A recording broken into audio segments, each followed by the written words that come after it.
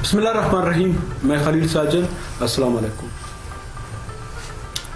वक्तन बवक्तन मैं अपने ख़ासकर बलूचिस्तान के जो हमारे कबायली रहनुमा है, पॉलिटिशियन है, सियासी अरकान है, उन लोगों के इंटरव्यू करके आप लोगों के लिए ला रहा हूँ।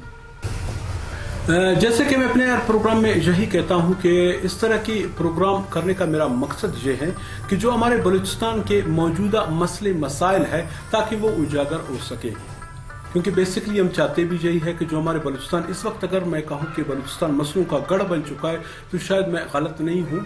मेरे 32-33 अजला या 7 डिवीजन वो अपने जगह पे है, लेकिन अगर मैं कैपिटल कोयटा की बात करूँ ना, कोयटे से अगर हम थोड़ा सा निकल जाए सरियाब की जानिब, आप कंडीशन देख ले किस तरह है, पश्तूनाबाद की जानिब किस तरह है, रोड टूट फूट का शिकार है, सर्दी आते ही गैस गायब है, उसके अलावा लोड शेडिंग बेशुमार हो रहे हैं। क्यों भाई?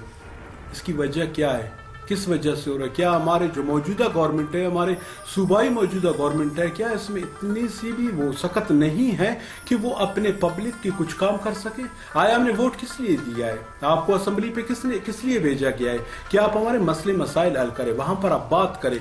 सूबाई असम्बली पे आप बैठे हो, कौमी असम्बली पे आप बैठे हो, तो फ़कत मेरा ये इंटरव्यू करने का मकसद यही होता है कि मैं जो इक़्तिदार में बैठे हुए हैं उनके कानून तक मैं अपने बलूचिस्तान की मसले मसाइल पहुंचाऊं।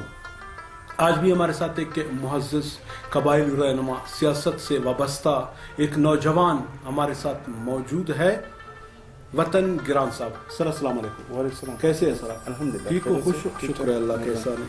सर सबसे पहले तो मुझे खुशी होती है खासकर जब अपनी नौजवान नस्ल को देखते हैं, ठीक है, वो इंग्लिश में कहते हैं ओल्ड इज गोल्ड, ठीक है, ओल्ड हमारे लिए काबिल एहतराम है, उनकी इज्जत करते हैं, दुआएं ले लेते हैं, लेकिन भाग दौड़ में हमारे नौजवानों को आनी चाहिए। सबसे पहले मैं यही आपसे मैं पूछना चाहूँगा कि आप किस तरह जहाँ पर कबायली लोगों के मसले मसाइल हल करना, लोगों के पास जाना, इस तरह कैसे आप इस फील्ड में आ गए?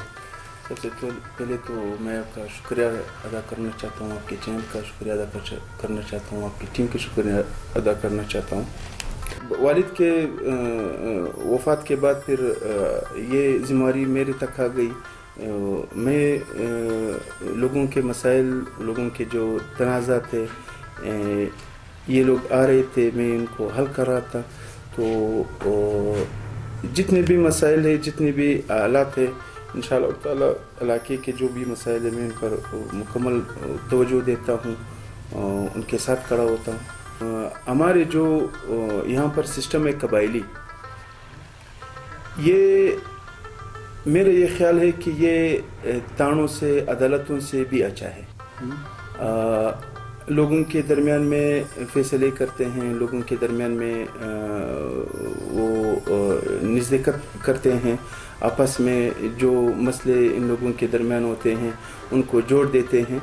सर जैसे जहाँ पर आपने खुद ही फरमाया था बलूचिस्तान एक कबायली सूबा है, जहाँ पर मीर, मोतबर, नवाब, खान, सरदार, ये वो हम लोगों के अक्सर बहुत होते हैं। और इसी वजह से जो कबायली से जो तनाज़ात हम देखते हैं ना, अक्सर हम लोग ज़ई एक दूसरे के साथ लड़ रहे हैं, एक कबाइल के दो वो ज़ैली शाख एक दूसरे के साथ लड़ रहे हैं। क्या वजह है इसकी? ये कब तक ख़त्म होंगे? ये बातें से मतलब कि हमारे इलाके में मैंने आपको कहा 4-5 ऐसे बड़े मसाइल है। पहले तो ये इन लोगों के साथ पहले जो तालीम का सिस्टम है ये बहुत कमज़ोर है कबायली इलाकों में जी। वो उनका जो मैच्योरिटी है वो बहुत कम है, तालीम कम है, रोज़गार कम है। तो हमारे जो यहाँ पर निज़ाम है सरदारी, खानी, नवाबी, मलकी, जो भी सिस्टम है, ये सिस्टम उन लोगों ने जाम किया है। कबायली तनाज़ात अक्सर इन लोगों के सर के ऊपर होते हैं, इन लोगों के नाम के ऊपर होते हैं। मसला एक कबायली या एक शख्स का होता है तो वो ये मसला कौम की तरफ ले जाता है कि बाबा चलो ये कौम के मसला है, लेकिन उनका मफाद अपना होता है, उनका झगड़ा अपना होता है, लेकिन वो कौम के साथ मसला करता है, जोड़ देता है। तो कबायली तनाज़ात है इस वजह से कि उनके साथ इल्म नहीं है, वो इस मसले तक पहुंचते नहीं हैं, अपने मफादात वो इस मसले में ढूंढते नहीं हैं। जब तक लोग या कबाइल लोग या हमारे कबायली इलाका अपने मसाइल पे तवज्जो नहीं देते, अपने इर्द गिर्द में पूछताछ नहीं करते, ये मसले ख़त्म नहीं होते। اکثر ہمارے تنازعات اس پہ ہوتے ہیں، زمینوں پہ ہوتے ہیں، پیمنٹوں پہ ہوتے ہیں، کاروباری لیول اس قوم کے ایک اس سسٹم پہ نہیں ہوتے کہ آپ ایک قبائل کو اٹھاتے ہیں اور ان کو کہتے ہیں کہ چلو ہمارے تعلیم کے وسائل کسی نے لٹائے، ان پر دشمنی کرتے ہیں یا ان پہ وہ کرتے ہیں۔ میں نے کہا کہ ہمارے جتنے بھی قبائلی تنازعات ہیں وہ سارے ایک خان، سردار، نواب یا ملک کے اوپر ہوئے۔ سر ماشاءاللہ آپ نے فرمایا کہ آپ کافی جہاں پر جو قبائلی تنازعات ہیں وہ بھی آپ نے حل کروایا، اچھی بات ہے، ہونی چاہیے، خاص کر قبائلی تنازعات ختم ہوں گے تو، کیونکہ اس میں ہم لوگ اکثر دیکھتے ہیں ہمارے باصلاحیت قابل نوجوان اس کی بھیڑ چڑھ جاتی ہے تو اس سے میں کافی نقصان بھی ہو جاتا ہے۔ آ جاتے ہیں ترقیاتی کام کے حوالے سے، جو ہمارے موجودہ گورنمنٹ ہے لگ بھگ اس کو میرے خیال میں 2 سال سے کچھ اوپر ہو گئے ہیں، آیا سب سے پہلے آپ اس کی کارکردگی سے مطمئن ہو؟ بات اس طرح ہے کہ موجودہ جو حکومت ہے جی یہ ہم لوگ ان کو سلیکٹڈ بولتے ہیں اور یہ ہیں سلیکٹڈ، لوگوں نے لایا ہے زبردستی، لوگوں کے مینڈیٹ ان لوگوں نے چوری کیے۔ تحریک کی جتنا بھی کام ہوا ہے یہ 100% میں 10% بھی نہیں ہوا ہے، سارے سسٹم ان لوگوں نے جام کیا ہے، لوگوں کے میڈین چوری کیا ہے، لوگوں کو اپنے دفتر تک نہیں چھوڑتے ہیں۔ یہ جو موجودہ جو سسٹم ہے ہم ان کو ریجیکٹ کرتے ہیں، سارے عوام نے ریجیکٹ کیا ہے، سارے پارٹیوں نے ریجیکٹ کیا ہے، تو تحریک کام اپنے مرضی آپ کے تحت ہوتے ہیں، جو بھی فنڈ ہے ان لوگوں کو دیتے ہیں، جو رشتہ دار ہے وہ 100 میں سے 10 روپے لگاتے ہیں، 90 روپے کاتے ہیں، تو اس لیے تحریک جو کام ہے وہ سٹاپ ہے یہاں۔ اکثر ہم دیکھتے ہیں کہ جو ہمارے نوجوانان ہیں جو بے روزگار ہے ان لوگوں کے لیے اخبارات میں اشتہارات تو آ رہے ہیں، وہ لوگ کاغذیں دڑا دڑ جمع کر رہے ہیں، جیسے ہی انٹرویو قریب وہ آ جاتا ہے اس کو بند کر دیتے ہیں، آیا اس سے جو ہے نا منفی سرگرمیوں میں اضافہ نہیں ہوگا؟ بالکل ہوتا ہے، بالکل ہوتا ہے، اخبارات میں ہم روزانہ دیکھتے ہیں، پوسٹیں آتے ہیں، نوکریاں آتے ہیں، لیکن بعد میں جب لوگ ان پہ کاغذات جمع کرتے ہیں، لوگ انٹرویو دیتے ہیں، ٹیسٹ دیتے ہیں، بعد میں رزلٹ نہیں لاتے ہیں، سارے نوکری یہ لوگ بیچتے ہیں، اپنے رشتہ داروں کو دیتے ہیں، عام غریب آدمی تک یہ پوسٹ یا یہ نوکری نہیں آتی، وہ بیچارہ در پدر دفتروں تک جاتے ہیں، کاغذیں جمع کرتے ہیں، تو میرے یہ خیال ہے کہ لوگ بیچتے ہیں یا دیتے نہیں ہیں، ایسی برے نام اخباروں میں دیتے ہیں اور اس رزلٹ کوئی نہیں اس کا۔ سر جیسے ہی جب گرمی آ جاتا ہے تو بجلی کا لوڈ شیڈنگ ہو جاتا ہے، جب سردی آ جاتا ہے تو گیس کا لوڈ شیڈنگ، آیا اس میں کس کا قصور ہے، صوبے کا ہے یا فیڈرل کا ہے؟ آیا اس کی وجہ سے ان میں اتنا طاقت نہیں ہے کہ وہ فیڈرل کو بولے کہ بھئی ہمیں اتنا سا گیس چاہیے، اتنا ہمیں ضرورت ہے، وہ آپ ہمیں دے دیں، تو آپ کس کو قصور ٹھہراتے ہیں، فیڈرل کو یا صوبے کو؟ بات ایسے محترم کہ میں تو فیڈرل کو بھی ذمہ وار کرنا چاہتا ہوں، صوبائی حکومت کو بھی۔ فیڈرل اس لیے ذمہ وار ہے کہ وہاں پر بھی چور بیٹھے ہیں، چوری کرتے ہیں، جب وہاں سے چور سے کچھ بھی نکلتے ہیں 100 میں سے 10%، 20%، 30 یہاں ان چوروں کے پاس آتے ہیں، یہ پھر ان کو ادا کرتے ہیں، تو اس لیے بجلی میں یا گیس میں جو بھی کمی ہے یہ ان چوروں کی وجہ سے، پورا تو سب ہے، بجلی بھی پورا ہے سارے پاکستان میں، گیس بھی پورا ہے، لیکن جو ذمہ وار لوگ ہیں یہ خود چور ہے۔ اچھا، سننے میں یہ ہے کہ جہاں پر خاص کر اگر میں پشتون بیلٹ کی بات کروں، کیونکہ وہاں پر اکثر آپ کا آنا جانا بھی ہوتا ہے، علاقہ بھی ہے، پشتون بیلٹ میں کہہ رہے کہ ہاسپٹل بنے ہوئے ہیں، اسکول بنے ہوئے، ایجوکیشن سسٹم ہے، اس میں کس حد تک سچائی ہے؟ محترم سچائی اس میں تو بالکل ہے نہیں، ہمارے قبائلی علاقوں میں نہ اسپتال ہے، نہ ہاسپٹل ہے، نہ کالج ہے، نہ اسکول ہے، ہاں ہوگا لیکن اس طرح نہیں، کیونکہ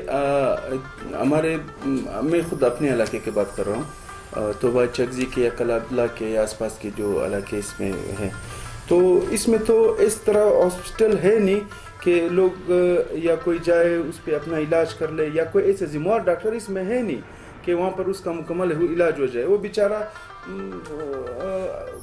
جب بیمار ہوتے ہیں تو کوئٹہ تک آتے ہیں یا چمن تک آتے ہیں یا پشین تک آتے ہیں، تو ہمارے قبائلی علاقوں میں جتنے بھی ہاسپٹل ہے یہ اس میں نہ ڈاکٹر ہے نہ اس میں وہ اس طرح علاج ہوتے ہیں، بس برائے نام کرپشن کے لیے اس نے بنا ہے، نام ہاسپٹل ہے، تو ہمارے لوگ اس میں گائے اور بکریاں اور یہ پالتے ہیں، हॉस्पिटल वहाँ पर नहीं है, ना कॉलेज के निज़ाम है, ना वो स्कूलों का वहाँ पर बेहतरीन निज़ाम है।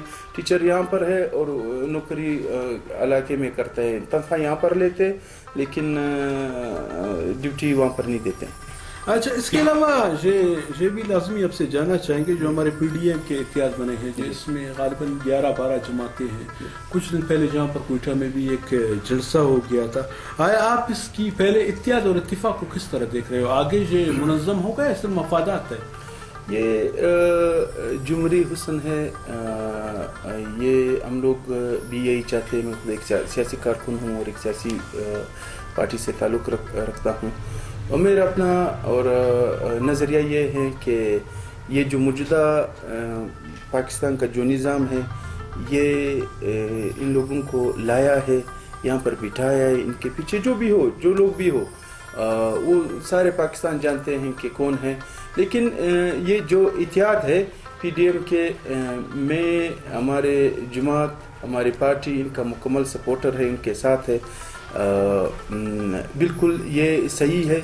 इंशाअल्लाह ताला ये ज़रूर कोई रंग लाएगा, हुकूमत पे ऐसे प्रेशर ज़रूर पड़ेगा, कम से कम ये प्रेशर तो ज़रूर पड़ेगा। जितना भी महंगाई इन लोगों ने अभी मुल्क में है, ये ज़रूर कम होगी, ये ज़रूर कम होगी इस PDM की वजह से। तो इंशाअल्लाह ताला हमारी ये पूरा उम्मीद है कि ये कामयाब होगी। अच्छा, जो हमारे फेडरल गवर्नमेंट है, पाकिस्तान तहरीक इंसाफ के, वो वहाँ पर बैठा हुआ है, आया अपना 5 साल मुद्दत पूरा कर पाएगा? अल्लाह करे ना करे, लेकिन उम्मीद नहीं है, क्योंकि यार सारी जुमहूरी क़ुव्वतें जो है, जुमहूरी पार्टी है, ये एक प्लेटफॉर्म में जमा हुआ है, यही कह रहा है कि बाबा आप जिस रास्ते से आए हो ये रास्ता गलत है, आपने लोगों के मेडेंट चोरी किए, अपने लोगों के हक चोरी किए, अपने पाकिस्तान के आइन चोरी किया। हम सारे जब मुल्क में गुजारा कर रहे या रह रहे हैं तो एक आइन के तहत रह रहे, आइन लोगों ने तोड़ा है। अगर यहाँ पाकिस्तान में कोई आइन की बात करता है तो वो गद्दार होता है, अगर कोई आइन को छेड़ता है, आइन को तोड़ता है, आइन को पाड़ता है, तो पाकिस्तान के महबूब वतन भी होते हैं, पाकिस्तान के वो भी होते हैं। तो मसला ये आ रहा है पाकिस्तान में। सर, लास्ट में जाते जाते एज ए कबायली रहनुमा, जो हमारी यंग जनरेशन, नौजवान नस्ल है, उनको क्या पैगाम देना चाहोगे? मेरा पैगाम तो नौजवान नस्ल ये है कि वो तालीम पे तवज्जो दे दे, वो सियासत कर ले और हकीकी सियासत कर ले। ये कबायली जो तनाज़ात है इनको हवा ना दे दे, इनको वो ना कर ले। जो भी मसले मसाइल है वो आपस में आप गैदरिंग, आप एक वो कमेटी बना दे, आप एक वो कर ले, आपस में हल कर ले। नौजवान नस्ल जो है ये बहुत मशहूर लोग है, ये सोशल मीडिया के दौर है, हर नौजवान नस्ल या हर नौजवान लड़का या तालीम याफ्ता बंदा, उनके हाथ में मोबाइल है। इंशाअल्लाह ताला मेरे यही पैगाम उन लोगों की कि आप तालीम पे तवज्जो दे दें। सर, बहुत बहुत शुक्रिया, हम शुक्रिया अदा करते हैं कि आप अपने कीमती वक्त में से कुछ वक्त निकाल कर हमें दिए। आपका जी बहुत बहुत शुक्रिया।